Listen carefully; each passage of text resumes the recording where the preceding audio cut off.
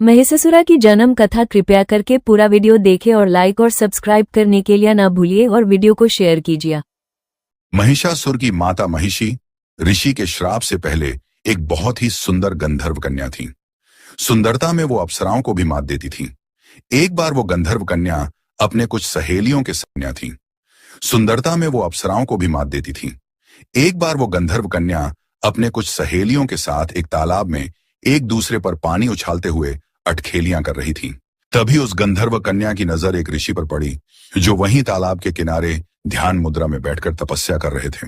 गंधर्व कन्या के मन में कुछ शरारत सूझी। वो चुपके से ऋषि के पास गई और वहां जानबूझकर कीचड़ युक्त पानी को उछाल उछाल कर अपनी सहेलियों के साथ अटखेलियां करने लगी। उसका उछाला हुआ पानी ऋषि के ऊपर गिरने लगा, जिससे ऋषि का ध्यान भंग हो गया। ऋषि गंधर्व कन्या के इस हरकत से क्रोधित हो उठे। वो समझ गए कि यह गंधर्व कन्या जानबूझकर ऐसा कृत्य कर रही है। उन्होंने उस गंधर्व कन्या को श्राप दे दिया कि ऐ गंधर्व कन्या, तुम अकारण ही इस तालाब में अटखेलियां कर करके पूरे पानी को कीचड़ युक्त कर दिया। ऐसा कृत्य तो भैंस करती है। तुम्हारे इस कृत्य से मेरा पूरा शरीर कीचड़ युक्त हो गया, जिससे मेरा तपस्या भंग हो गया है। जा, आज से तू भैंस हो जा। तुझे भैंस के जैसा काया प्राप्त हो। गंधर्व कन्या हाथ जोड़कर ऋषि से क्षमा मांगने लगी और अपना श्राप वापस लेने के लिए गिड़गिड़ाने लगी। ऋषि को उस गंधर्व कन्या पर दया आ गई। उन्होंने कहा कि मेरा श्राप तो झूठा नहीं हो सकता, पर इतना अवश्य हो सकता है कि तुम दिन के वक्त तो पूर्ण रूप से भैंस के काया में रहोगी, पर रात के वक्त अर्ध महिषी हो जाओगी। और जिस दिन तुम किसी बच्चे को जन्म दोगी, उस दिन तुम इस श्राप से पूर्ण रूप से मुक्त हो जाओगी। यह कहकर ऋषि वहां से चले गए। उसी दिन से उस गंधर्व कन्या का नाम महिषी पड़ गया।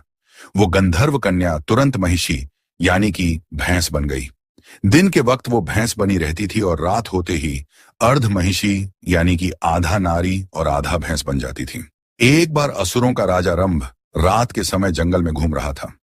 तभी उसने महिषी को देखा। महिषी अर्ध नारी और अर्ध भैंस रूप में थी।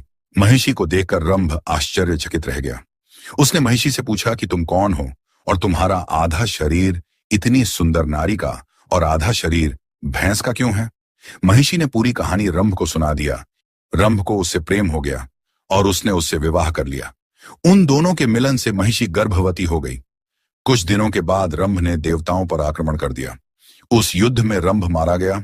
महिषी को जब पता चला तो वो रंभ के शव पर विलाप करने लगी।